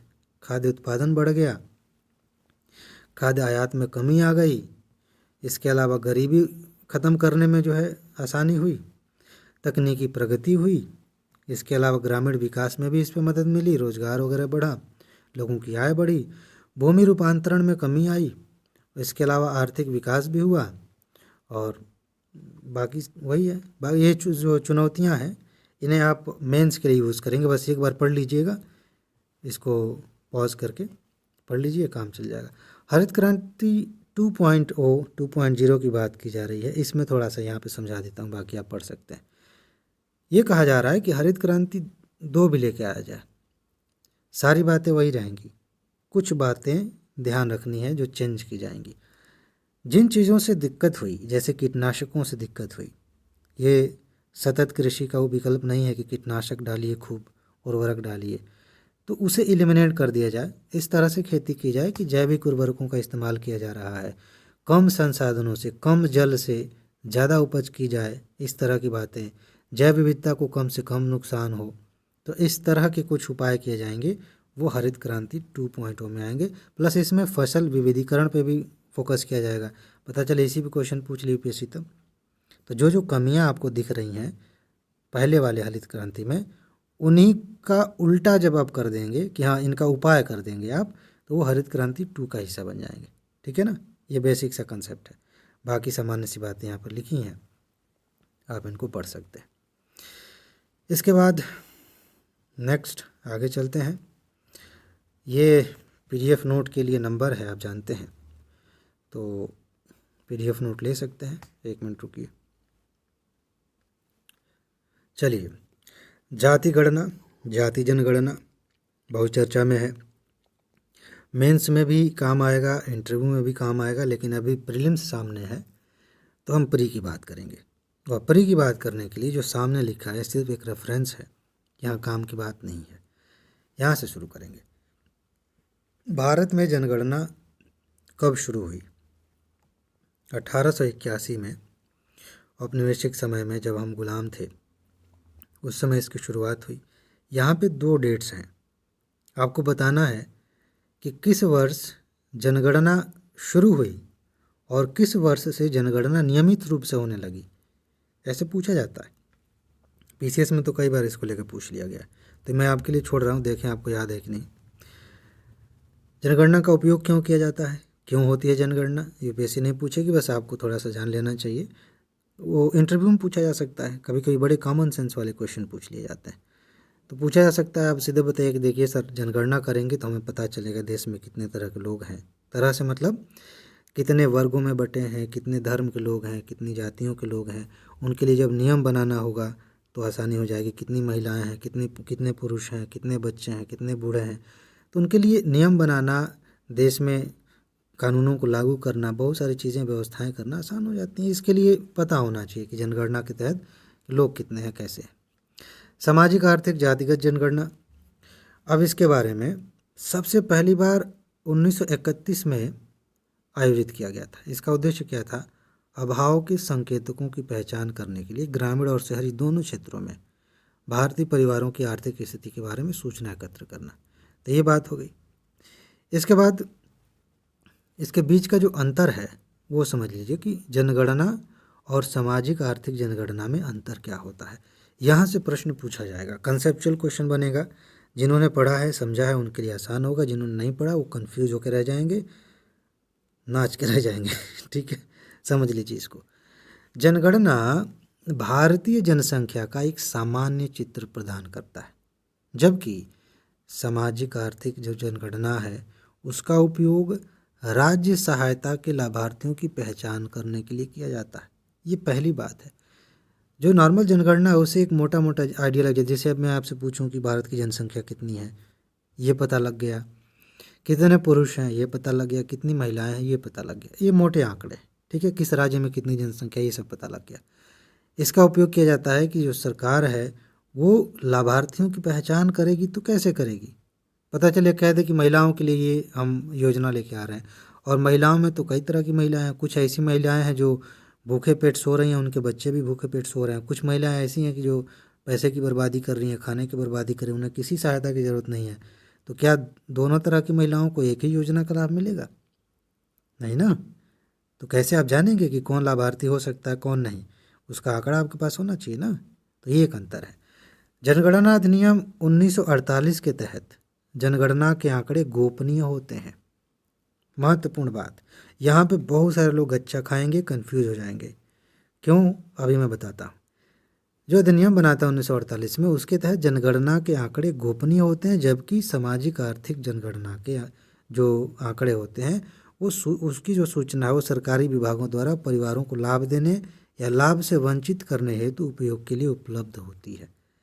नॉर्मली जिस तरह से बात करंट अफेयर में चल रही थी कि क्यों जातिगत जनगणना हो रही है, किसी राज्य ने, बिहार ने पब्लिक कर दिया इसको, तो क्यों कर दिया, इस पे चर्चा हो रही है। तो अगर थोड़ा बहुत आइडिया होगा आपको तो आपको लगेगा कि शायद ये बाहर पब्लिक करने वाली बात नहीं थी, तो कर दिया, ये थोड़ा सा उल्लंघन हो गया। ऐसी बात नहीं है। ये जो जनगणना, हालांकि यहाँ पे ये बात ज़रूर ध्यान रखनी है कि ये किसके लिए उपलब्ध होने की बात हो रही है। सरकारी विभागों द्वारा एक्सेस मिली है, वो देख सकते हैं किस जाति के लोग, किस वर्ग के लोग कितने हैं, तो उसी हिसाब से लाभार्थी को चुन लें, या किसी को लाभार्थी की श्रेणी से निकालना हो तो निकाल सकते हैं। बाकी जो जनगणना के आंकड़े होते हैं जो व्यापक स्तर पर के, वो गोपनीय है। उसके आंकड़े सबके पास नहीं होते, सबको एक्सेस नहीं मिलती। मोटे तौर पे जो ऊपर ऊपर आंकड़े सरकार दे देती है उसी से काम चलाना होता है। ये बात ध्यान रखिए। भारत में जाति आधारित आंकड़ा संग्रह का इतिहास, इसको थोड़ा समझ लीजिए। भारत में जाति आधारित आंकड़ा संग्रह का लंबा इतिहास है, जिसमें 1931 तक जातियों की सूचना शामिल है। 1951 के बाद जातिगत आंकड़ों का संग्रह बंद करने का निर्णय लिया गया, ताकि इस विभाजनकारी दृष्टिकोण से बचा जा सके और राष्ट्रीय एकता को बढ़ावा दिया जा सके। उस समय लगा कि अगर हम जातियों के आधार पर बात करेंगे, आंकड़े इकट्ठा करेंगे, तो इससे तो और विभाजन होगा। हालांकि बदलती सामाजिक राजनीतिक गतिशीलता और सटीक सूचना की आवश्यकता को देखते हुए जातिगत गणना एक नए सिरे से उसका आह्वान किया जा रहा है कि होना चाहिए। इसमें देखिए, जातिगत जनगणना का क्या महत्व होता है। सामाजिक असमानता को दूर करने के लिए, जब पहचान लेंगे कि ये सबसे पिछड़े हुए लोग हैं तो उनको ऊपर उठाने में आसानी होगी। इसके अलावा संसाधनों का समान वितरण सुनिश्चित करने के लिए, जब जान जाएंगे कि किनको कितने संसाधन की ज़रूरत है तो उनको उतना दिया जाएगा। इसके अलावा सकारात्मक कार्रवाई नीतियों की प्रभावशीलता की निगरानी के लिए, कि जो भी नीतियां हम कर रहे हैं, सरकार जो भी योजनाएं लागू कर रही हैं वो कितनी प्रभावी हैं, कहाँ तक उनका असर हो रहा है, उसकी निगरानी कैसे करेंगे। आंकड़ा आपके पास है, आप चेक कर सकते हैं। ठीक है। समाज, भारतीय समाज की एक व्यापक तस्वीर प्रदान करने के लिए जाति भारतीय समाज का एक अभिन्न अंग है, जो सामाजिक संबंधों, आर्थिक अवसरों और राजनीतिक गतिशीलता को प्रभावित करती है। तो उसका जो व्यापक चित्र है वो समझ में आए, जब ये गणना होती है तो ही समझ में आता है। ठीक है। इसके अलावा संवैधानिक अधिदेश, भारत का संविधान भी जातिगत जनगणना आयोजित करने का पक्षधर है। अब देखिए, इस बात को ध्यान से समझिए। अनुच्छेद 340 सामाजिक और शैक्षणिक रूप से पिछड़े वर्गों की दशा की जांच करने और इस संबंध में सरकारों द्वारा उठाए जा सकने वाले कदमों के बारे में सिफारिश करने के लिए एक आयोग की नियुक्ति का प्रावधान करता है। पूछा जा सकता है सीधा सीधा, अनुच्छेद 340 किससे संबंधित। ठीक है। इसके बाद ये इसकी भूमिका क्या होगी। 2011 में आयोजित हुआ था, सामाजिक जातिगत आर्थिक जनगणना की गई थी। तो 2011 में आयोजित जाति संबंधी सूचना के साथ साथ सामाजिक आर्थिक संकेतकों पर व्यापक आंकड़ा एकत्र करने का प्रयास किया गया था। हालांकि आंकड़े की गुणवत्ता और वर्गीकरण से जुड़ी चुनौतियों के संबंध में विद्यमान चिंताओं के कारण ये जो आंकड़े हैं वो पब्लिक नहीं किए गए। ठीक है, और इनको जारी नहीं किया गया है। इसके अलावा अब ख़त्म हो गया, अब उसमें कुछ बचा नहीं। तो जो मेन बातें हैं आपने समझ ली हैं, उनको एक दो बार रिवाइज कर लेंगे, काम चल जाएगा। भारत में सूचना आयोग महत्वपूर्ण है क्या, इसमें देखिए चर्चा में क्यों है, देख लीजिएगा, एक बार पढ़ लीजिएगा, चर्चा समझ में आ जाएगी। इसमें एक मिनट नहीं, ये इम्पोर्टेंट है, मैं आपको दिखाता हूँ, रुकिए। नहीं, वो इसके बारे में नहीं था, एक और कोई संगठन है, आगे आएगा, उसका इंट्रोडक्शन इम्पोर्टेंट था। ये तो सामान्य सी बात है, चर्चा में आ गया था। तो रिपोर्ट आई थी, प्रदर्शन देखा गया, तो कुछ खास बात नहीं है, बस एक बार आप देख लेंगे, हो सकता है कि इससे आंकड़े लेकर पूछ लिए जाए, संभावना बहुत कम है। तो ये कुछ सामान्य सी बातें हैं, आपको पढ़ना है। तो इसको लिया क्यों है? सिर्फ इसलिए कि आप स्क्रीन पर पढ़ लें? नहीं, असली चीज़ यहाँ है। केंद्रीय सूचना आयोग के बारे में आप कुछ बातें ध्यान रखिए। CIC बोलते हैं इनको, सेंट्रल इंफॉर्मेशन कमीशन, CIC कहेंगे आगे से।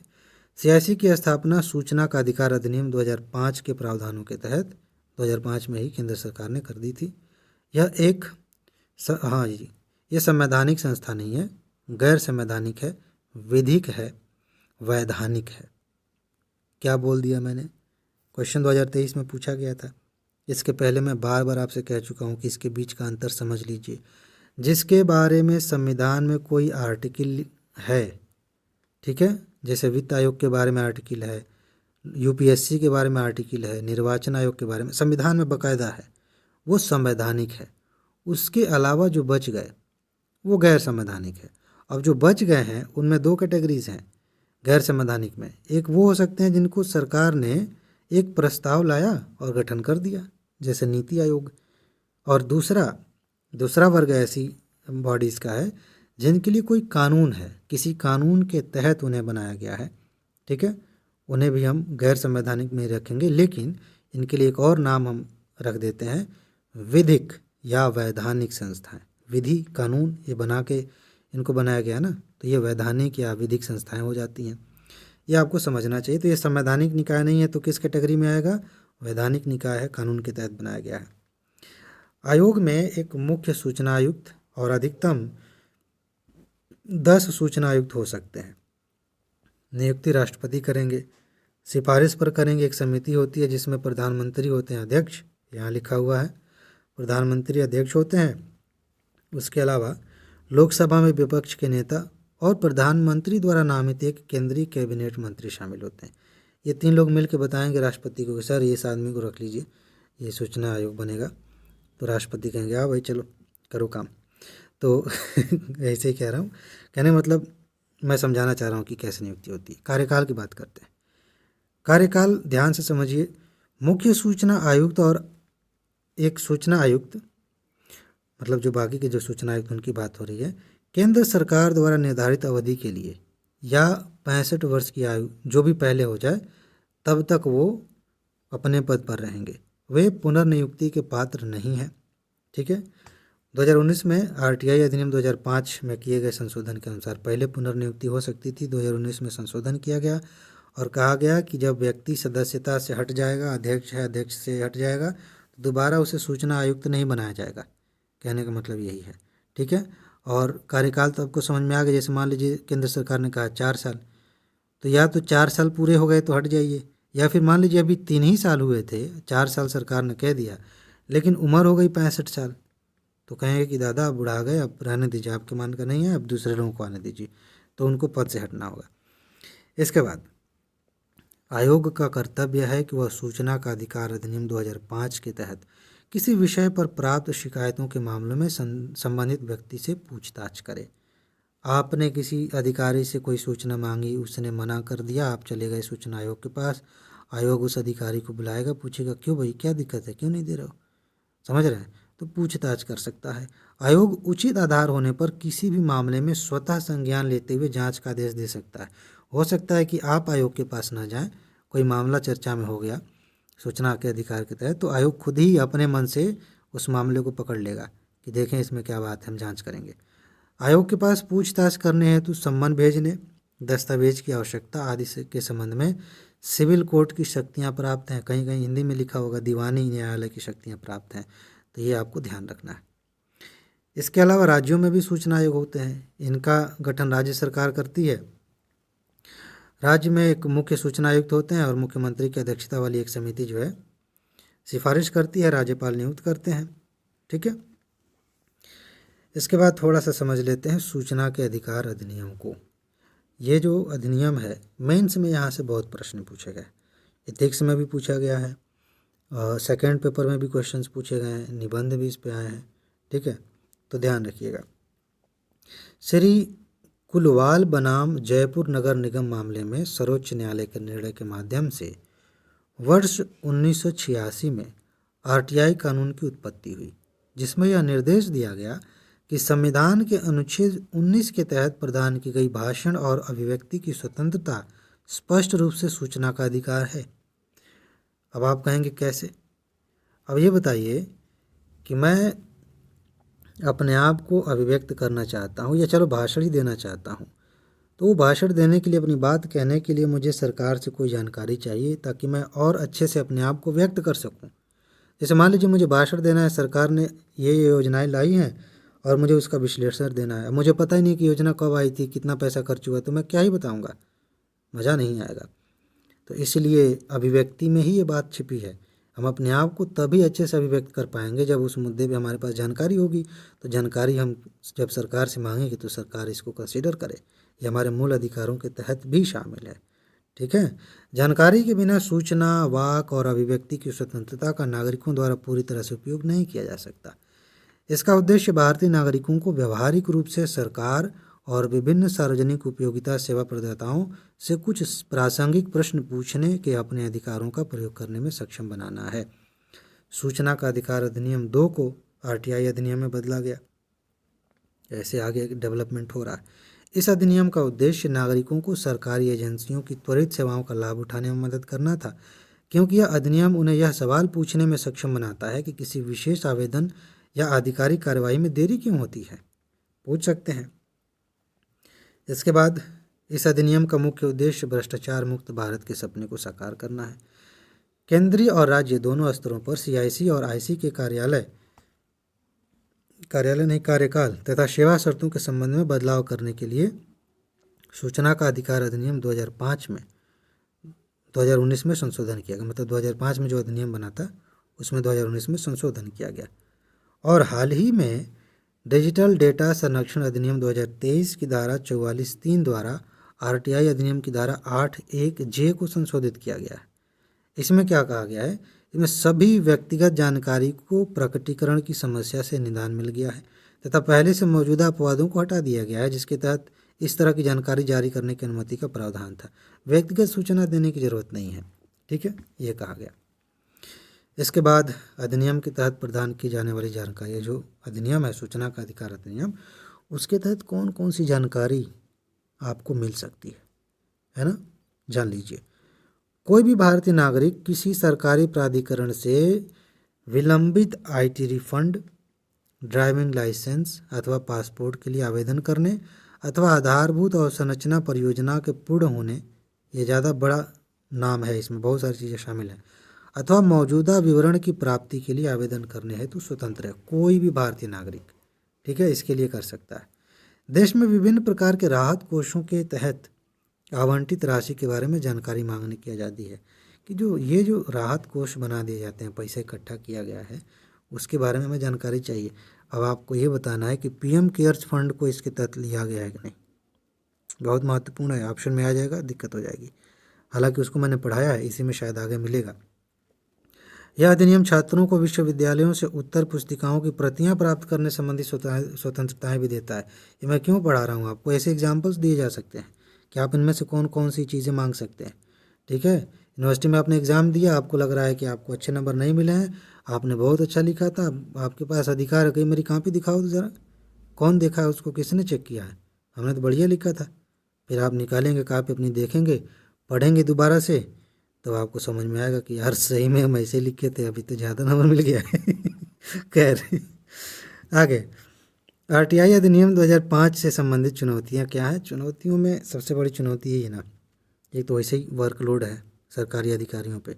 अभी आपको समझ में नहीं आ रहा, जब सिलेक्शन हो जाएगा ना तब समझ में आएगा। दूसरी तरफ इसका मतलब ये नहीं कह रहा हूँ कि वर्कलोड है तो काम करना आदमी बंद कर दे। कहने का मतलब ये है कि इसमें ऊपर से कुछ लोग दिखाने के लिए, दिखावे के लिए आरटीआई दायर कर देते हैं, वो ठीक नहीं है। हालांकि ये बहुत इंपॉर्टेंट चीज़ है, लोकतंत्र को मजबूत करने के लिए इससे बढ़िया बेहतरीन साधन शायद ही कोई है। ठीक है, तो इसका दुरुपयोग किया जाना एक बड़ी चुनौती है। निरंतर और अत्यधिक जानकारी की मांग करना, हर छोटी छोटी डिटेल में आरटीआई डालते रहो, वो भी दिक्कत करता है। ठीक है, बाकी चीज़ें यहाँ पे लिखी हुई हैं, आप देख सकते हैं।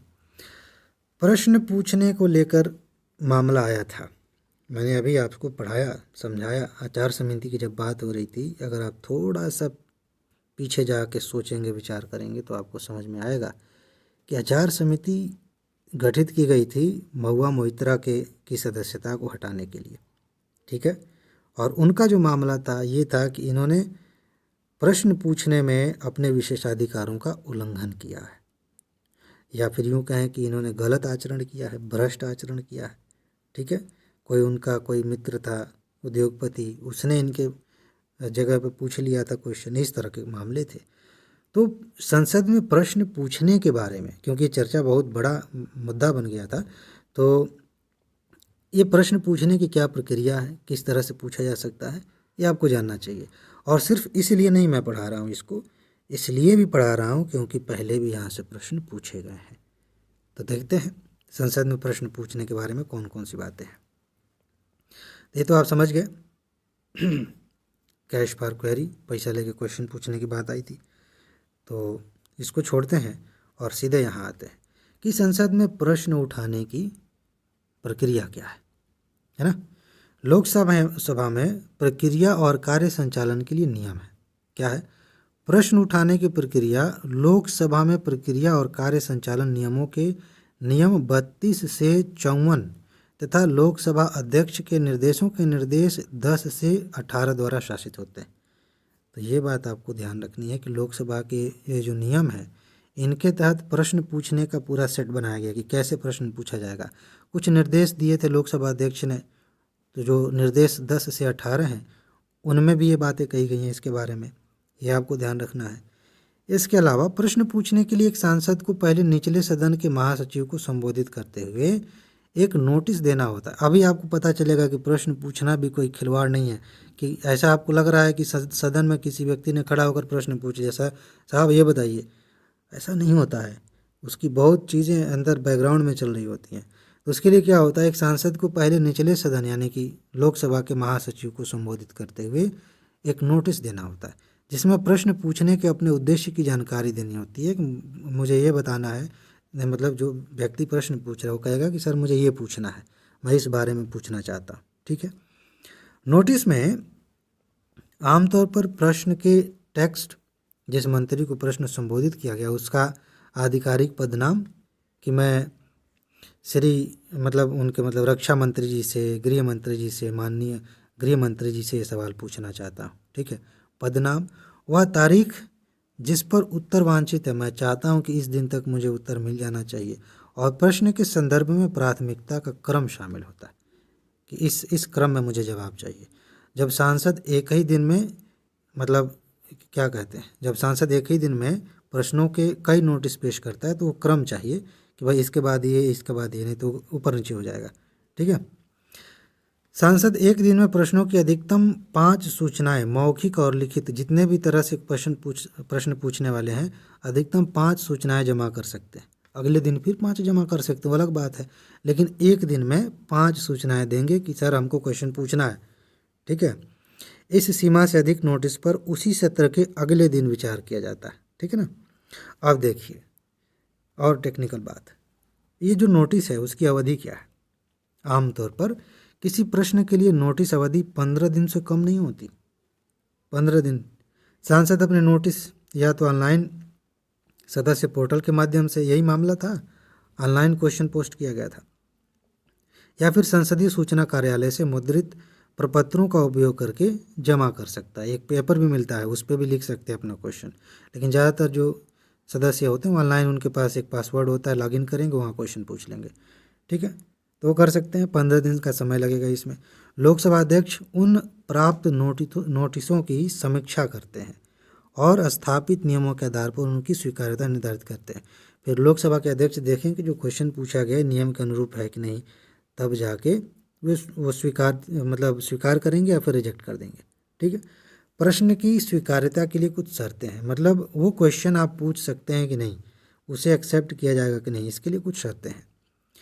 पहली बात, प्रश्न 150 शब्दों से अधिक नहीं होने चाहिए तथा तर्क, अनुमान अथवा मान हानिकारक या फिर मान हानि एक होता है ना मानहानि हो रही है, उस तरह के कथन नहीं होने चाहिए। या किसी व्यक्ति की शासकीय अथवा सार्वजनिक स्थिति के अतिरिक्त उसके चरित्र और उच्चारण का उल्लेख करने से बचना चाहिए। एक ये है। व्यापक नीतिगत मुद्दों के बारे में प्रश्न का संक्षिप्त उत्तर देना व्यवहारिक नहीं है, इसीलिए विशेष नीतिगत मुद्दों के बारे में प्रश्न स्वीकार्य नहीं है। अब मान लीजिए कोई पूछ दे कि सर ये बताइए कि चीन के प्रति आपकी नीति क्या है, क्या नीति आपने बनाई है। तो ये थोड़ा मुश्किल सवाल है, मुश्किल इस सेंस में कि ये बहुत व्यापक नीतिगत मुद्दा है। 1-2 लाइन में 2 मिनट में इस पर बात नहीं की जा सकती, इसके लिए बाकायदा समय चाहिए होता है। तो ऐसे मुद्दों को इनमें नहीं शामिल किया जाएगा। उसके बाद हालांकि इसके सब पार्ट्स हो सकते हैं, क्वेश्चंस तो पूछे ही जाते हैं ना, इस तरह के क्वेश्चन आते हैं तो उनको छोटे छोटे हिस्सों में जो उनका कोई और पक्ष पूछ लिया, किसी और छोटे मुद्दे को पूछ लिया, ऐसे होता है। अच्छा, प्रश्न न्यायिक विचाराधीन या फिर संसदीय समितियों से जुड़े मामलों से संबंधित नहीं हो सकते। ये बात ध्यान रखिएगा कि अगर कोई मामला न्याय में चल रहा है, मतलब न्यायिक प्रक्रिया में चल रहा है, सुप्रीम कोर्ट के पास, हाई कोर्ट के पास फंसा हुआ है, तो उस पर क्वेश्चन नहीं पूछ सकते। कोई मामला संसदीय समिति तक पहुंचा है और उस पर क्वेश्चन नहीं पूछ सकते, ठीक है।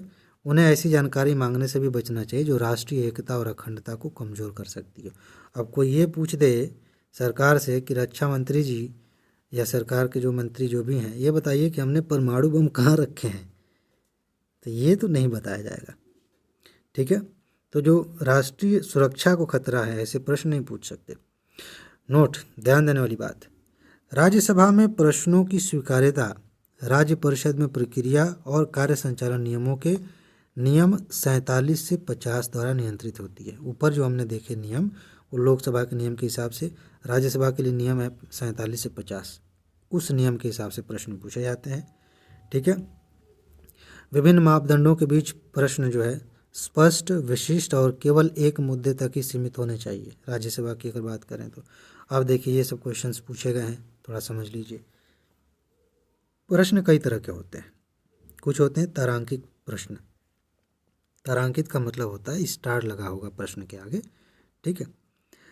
तारांकित प्रश्न एक सांसद द्वारा पूछा जाता है जिसका उत्तर प्रभारी मंत्री द्वारा मौखिक रूप से दिया जाता है।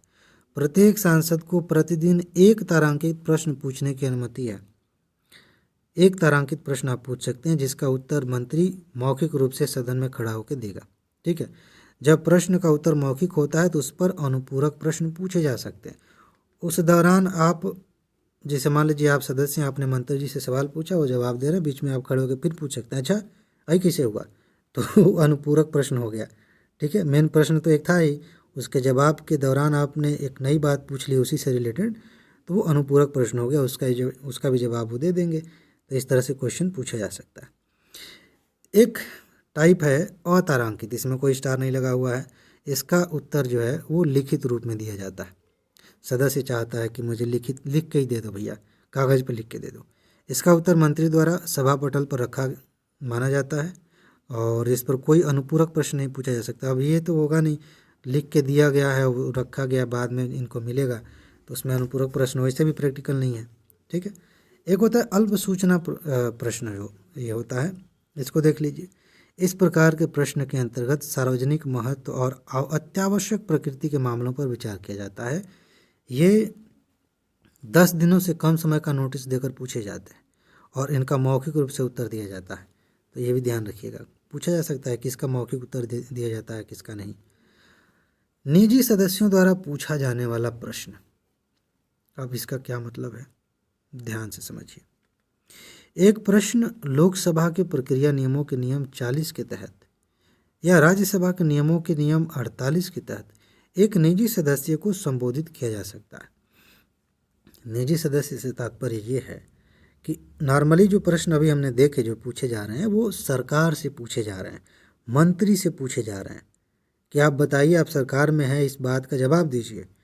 लेकिन ऐसा भी तो हो सकता है कि किसी खास सांसद से हमने पूछ लिया, हो सकता है वो मंत्री ना हो। अगर वो मंत्री पद पे है तब तो मान लिया जाएगा कि सरकार से ही पूछा जा रहा है। कुछ सदस्य आपस में भी बातचीत कर लेते हैं ना, तो एक निजी व्यक्ति से, निजी का मतलब उस सदस्य में से ही जो सरकार में मंत्री नहीं है, तो उसे संबोधित किया जा सकता है, बशर्ते कि प्रश्न किसी विधेयक, संकल्प या अन्य मामले से जुड़े विषय से संबंधित हो जिसके लिए वो सदस्य जिम्मेदार है। जैसे मान लीजिए कोई निजी विधेयक आया है, निजी विधेयक आप जानते ही हैं, मंत्री ने नहीं पेश किया, किसी और ने पेश किया है, तो कोई दूसरा सदस्य उठ के उसके बारे में क्वेश्चन पूछ ले कि भैया ये जो संकल्प लेके आए हैं, जो विधेयक लेके आए हैं, आप चाहते हैं पारित करा दिया जाए, इसके बारे में ये जानकारी जरा दीजिए हमको, पूछा जा सकता है। ये है व्यवस्था।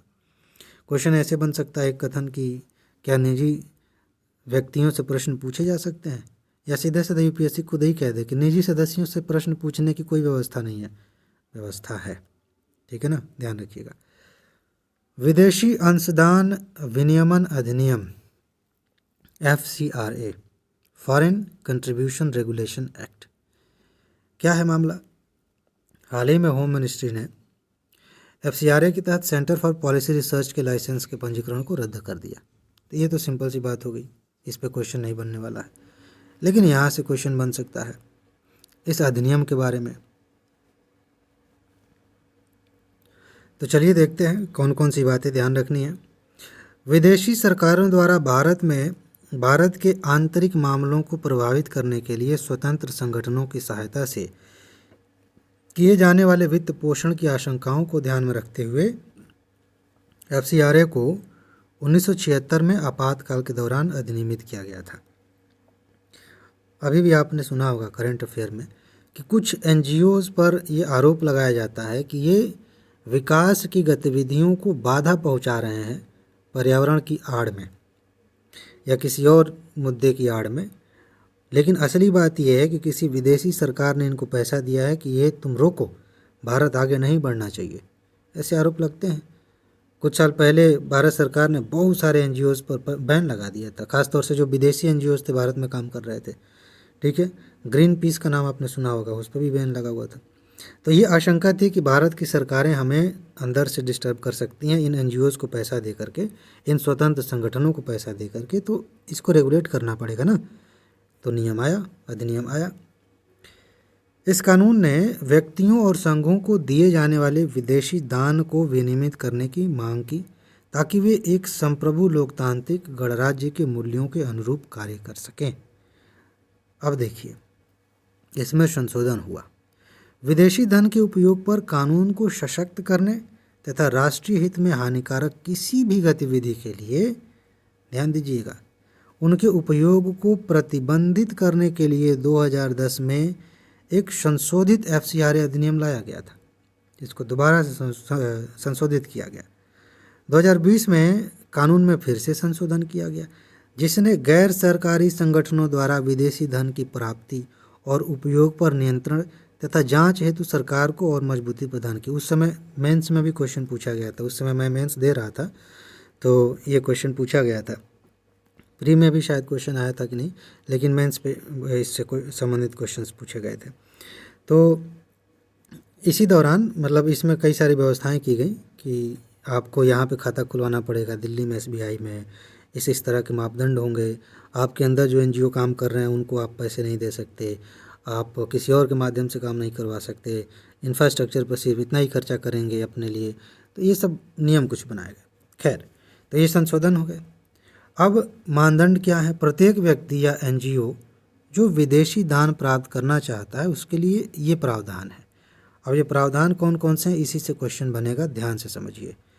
अधिनियम के तहत पंजीकृत होना चाहिए, पहली बात।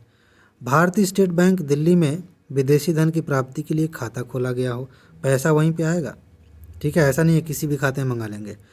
निधियों का उपयोग केवल उसी उद्देश्य के लिए करना जिसके लिए उन्हें प्राप्त किया गया है और अधिनियम में इसको निर्धारित किया गया है, ठीक है ना।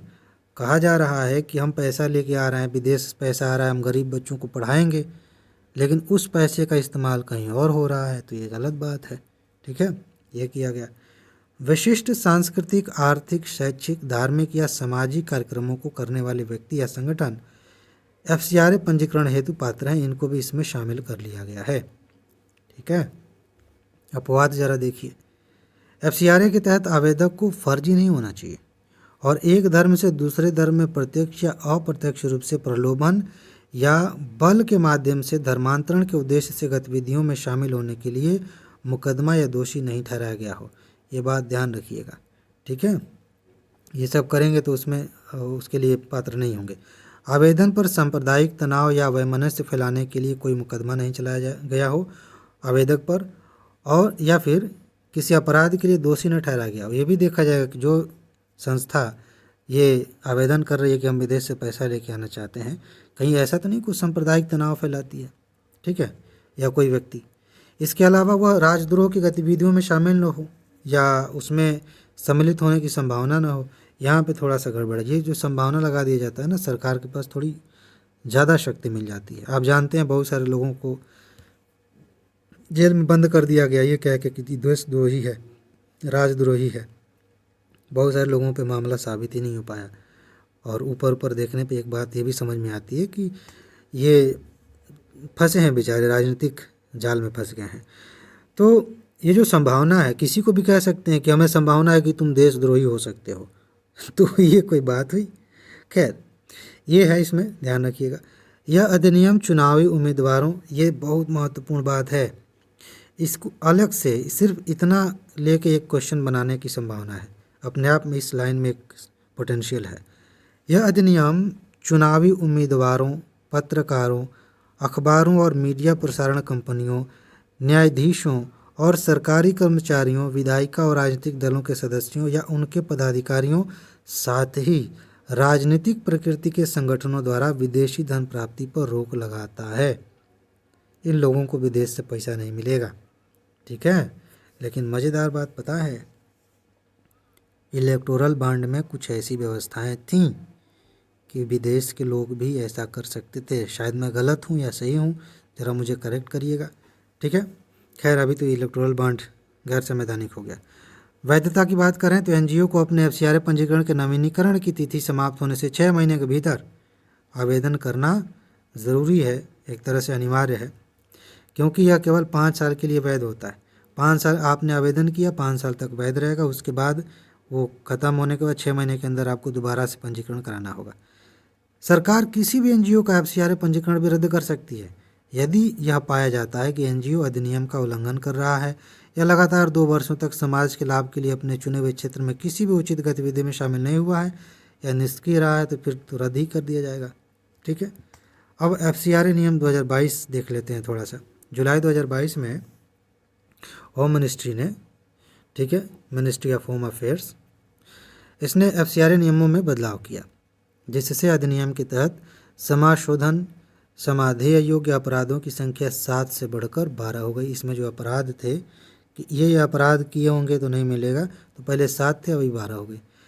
सरकार को अब विदेशों में रह रहे भारतीय रिश्तेदारों से 10 लाख रुपए, पहले 1 लाख रुपए से अधिक के योगदान की अधिसूचना की आवश्यकता नहीं है, और बैंक खाता खोलने के लिए अधिसूचित करने की समय सीमा बढ़ा दी गई है। यानी कि 10 लाख रुपए योगदान की अधिसूचना की आवश्यकता नहीं है, उतना ले सकते हैं, ठीक है। इसके बाद तो मरीन क्लाउड ब्राइटनिंग है, इसे समझ लेते हैं। हाल ही में मरीन क्लाउड ब्राइटनिंग, समुद्री बादल उज्ज्वलन की अवधारणा ने समुद्री गर्मी के अत्यधिक तापमान से निपटने की रणनीति के साथ साथ प्रवाल विरंजन को कम करने और समुद्री पारिस्थितिकी तंत्र की सुरक्षा करने की तकनीक के रूप में लोकप्रियता हासिल की है। समझ में आया? नहीं समझ में आया? मैं बता देता हूँ, सिंपल से बताऊँगा, सब सारा कंसेप्ट समझ में आ जाएगा। ये है समुद्र, ठीक है, बहुत बड़ा समुद्र है, इसके ऊपर बने हैं बादल, ठीक। अब क्या है, ये बादल कुछ ऐसा हो कि खूब चमकदार हो जाए, खूब चमकने लगे। तो कोई चीज़ चमकती है, इसका क्या मतलब है, जिस चीज़ से जितनी अधिक मात्रा में जो किरणें हैं परावर्तित होंगी वो उतनी ही ज़्यादा चमकेगी। शीशे से ज़्यादा परावर्तित होती हैं, लगभग सारी किरणें परावर्तित हो जाती हैं तो ज़्यादा चमकता है। बालू से उससे कम, काले कपड़े से और भी कम। तो ऐसे ही जब ये बादल खूब चमकेगा, इसका मतलब है कि यहाँ से परावर्तन ज़्यादा हो रहा है। तो सूरज की जो किरणें यहाँ पर आ रही हैं आसमान में से, वो यहाँ से टकराकर ऊपर चली जाएंगी, ज़्यादा जाएंगी, पहले जितनी जाती थी उससे ज़्यादा जाएंगी। तो अब ये गर्मी जो पहले यहाँ आती थी सतह पे, समुद्र तल पे, वो अब कम आएगी, पहले से कम आएगी। तो समुद्र का जो मतलब जो गर्मी का लेवल है वो पहले की तुलना में कम बढ़ेगा, बात समझ में आ गई। तो इसी को ये जो ब्राइटनिंग है, ये मरीन क्लाउड समझ ही गए आप, ब्राइटनिंग समझ ही गए, इसी को कहते हैं। अब इसके लिए कुछ उपाय किए जाएंगे, वही उपाय वगैरह काम के हैं। पढ़ना है तो यूपीएससी पहले तो पूछ लेगी ये मरीन क्लाउड ब्राइटनिंग क्या है, तो ये बिजली चमकना मत समझ लीजिएगा कि समुद्र में बिजली चमक रही है, ऐसा कुछ, ठीक है। मरीन क्लाउड ब्राइटनिंग की अवधारणा ब्रिटिश क्लाउड भौतिकी विज्ञानी इन्होंने दी थी 1990 में। ये दुनिया भर के जो भी है। उसके बाद मेन चीज़ इधर है, ये प्रक्रिया क्या होती है। स्वच्छ समुद्री वायु में बादल मुख्य रूप से सल्फेट और समुद्री लवणी क्रिस्टल से बने होते हैं, जो अपेक्षाकृत दुर्लभ होते हैं, जिनमें न्यून प्रकाश परावर्तन वाली बड़ी बूंदें बनती हैं। यानी कि उससे प्रकाश का परावर्तन कम होगा, बड़ी बड़ी बूंदें बन रही हैं उनमें। मरीन क्लाउड ब्राइटनिंग की प्रक्रिया के लिए समुद्री बादल परावर्तनशील था, जिसको एल्बिडो कहते हैं, आप जानते हैं ना। धरती का एल्बिडो कितना है? 35। यानी कि मान लेते हैं कि 100 यूनिट में मान लेते हैं कि 100 यूनिट सूरज की रोशनी धरती पर पड़ी, तो उसमें से ठीक उसी समय 35 यूनिट वापस चला जाता है। इसको एल्बिडो बोलते हैं। तो वो जो बादल का एल्बिडो है उस समय समुद्री बादल का, तो एल्बिडो में वृद्धि की आवश्यकता होती है, जिसे बादल सल्फेट और चमकीले हो जाते हैं। इसमें समुद्री जल की बारीक बूंदों को वायुमंडल में छोड़ने के लिए वाटर कैनन या विशेष जहाज़ों का उपयोग किया जाता है। अब इसके लिए हम क्या कर रहे हैं कि समुद्र के पानी को हम ऊपर छोड़ रहे हैं उन बादलों में, ठीक है। उससे क्या होगा? उससे होगा ये कि बूंद तो वाष्पित हो जाएगी, उसमें जो पानी है वो वाष्प बन के, बूंद बन के अलग अलग रूपों में वो बारिश के रूप में नीचे आ जाएगा। लेकिन आप जानते हैं कि समुद्र में होता है लवण, ठीक है, मोटे तौर पे कह दीजिए नमक। वो छोटे छोटे कण हैं। अब वो छोटे छोटे कण बहुत अधिक ऊंचाई पर जब ठंडे हो जाएंगे तो आसपास की आर्द्रता भी उनसे चिपकेगी, बादल का निर्माण होगा। बादल ऐसे ही बनते हैं, मैंने आपको पढ़ाया था वर्षा वाले चैप्टर में। तो क्या होगा कि वो ढेर सारे बादलों को बनाने में सक्षम है, ठीक। उनमें चमक ज़्यादा होगी, चमकीले बादलों का निर्माण होगा, और उसकी वजह से मतलब घने और चमकीले बादल बनेंगे तो रोशनी कम आएगी यहाँ पे सतह पे, समुद्र की सतह पे गर्मी कम बढ़ेगी, परवाल वगैरह भी सुरक्षित रहेंगे। बात समझ में आ गई। एक बात यहाँ नोट के तौर पर लिखिए, जो गर्म बादल है जल की असंख्य छोटी छोटी निलंबित बूंदों से बने होते हैं। ये बूंदें सूक्ष्म वायुजनित कणों के आसपास बनती हैं, जिन्हें एरोसोल कहते हैं। आपने देखा होगा शीत जब गिरती है छोटी छोटी बूंदें बन जाती हैं। वो क्यों बनती हैं? किस चीज़ से वो पानी की बूंदें चिपकती हैं? क्या होता है कि कोई छोटे छोटे कण, धूल का कण है, राख का कण है, जब ठंडी बढ़ती है तो सबसे पहले जो ठोस चीज़ें हैं वो ज़्यादा तेज़ी से ठंडी होती हैं, ठीक है। वो बहुत अधिक ठंडी हो गई, अब उससे कोई ऐसा कण टकराएगा जो वाष्पित है, गैस के रूप में है, पानी ही है लेकिन वाष्प के रूप में है, तो वो ठंडा होकर उसे चिपक जाएगा। तो ऐसे और भी चिपकते चिपकते चिपकते चिपकते वो बूंद बन जाएगी, बूंद भारी हो जाएगी, ज़मीन पे चिपक जाएगी, आके गिर जाएगी। ऐसे ही ओस बनती है, ऐसे बारिश की बूंदें बनती हैं। तो ये जो पहला कण था जिसमें ये सब चिपकना शुरू हुए, उसी को एरोसोल बोलते हैं, ठीक है। और ये प्राकृतिक भी हो सकती है, ये सब एरोसोल का काम करते हैं, धूल, समुद्री नमक, पराग, राख, सल्फेट, ये सब। ओके, बेसिक बातें आप समझ चुके हैं। बाकी ये एक लाइन मैं यहाँ पढ़ देता हूँ। भले ही दोनों बादलों में जल की मात्रा समान है, फिर भी अधिक सूक्ष्म बूंदों वाला बादल अपेक्षाकृत छोटी बूंदों वाले बादल की तुलना में अधिक उज्ज्वलित प्रतीत होता है, और इसका सीधा सा मतलब है ज़्यादा परावर्तन कर रहा है। अब संभावित लाभ क्या है? मैंने आपको बता दिया, जब समुद्र का टेम्परेचर नहीं ज़्यादा बढ़ेगा तो वहाँ के जीवों को, परवालों को, मछलियों को, सबको फ़ायदा होगा। जो बर्फ़ पिघल रहे हैं उनकी दर भी थोड़ी कम हो जाएगी। तो ये सारे फ़ायदे हैं, ठीक है। आप इनको यहाँ पे पढ़ सकते हैं। आश्चर्य की बात है कि मानव जनित क्रियाएं पूर्व काल से ही अज्ञानतावश समुद्री बादलों के उज्ज्वलन का कारण बनी हुई हैं। मतलब हम जान नहीं रहे थे, लेकिन यूरोप वगैरह जो देश हैं उधर, या और भी जहाँ भी समुद्र के किनारे देश हैं, वो जो चिमनियों से निकलने वाला धुआं है, जो और भी चीज़ें जा रही हैं, उनसे ये समुद्री बादल बन रहे थे। पहले भी हमें पता नहीं था। जलवायु परिवर्तन पर अंतर सरकारी पैनल का अनुमान है कि मानवीय क्रियाकलापों द्वारा अनजाने में मुक्त किए गए एरोसोल ग्रीन हाउस गैसों के कारण होने वाले वार्मिंग के प्रभाव को इसके प्रभाव के लगभग 30% के तुल्य होते हैं, ठीक है।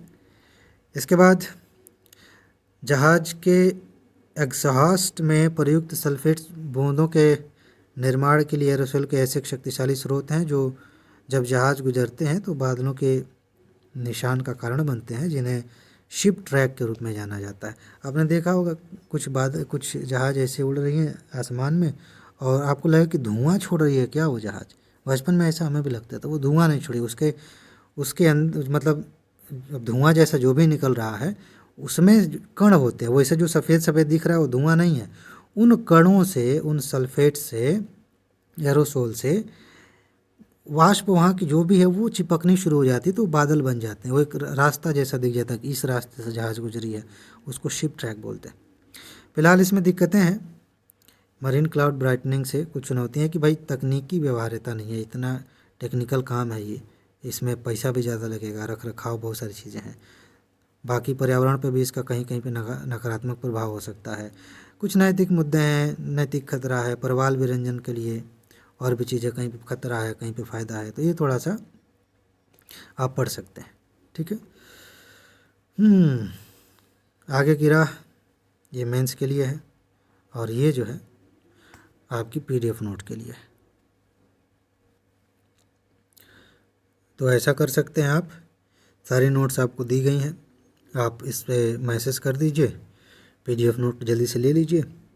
आप देख रहे हैं कट ऑफ कितना गया है 2023 वाला, और मैं 2022 में आपको सबूत दिखा चुका हूँ 65 क्वेश्चंस का।